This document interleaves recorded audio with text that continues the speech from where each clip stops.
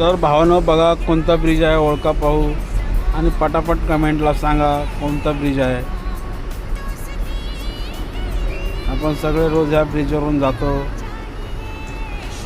ज्याला ज्याला माहिती आहे त्यांनी सांगा, पटापट कमेंटला सांगा कोणता ब्रिज आहे. सांगा, लवकर सांगा.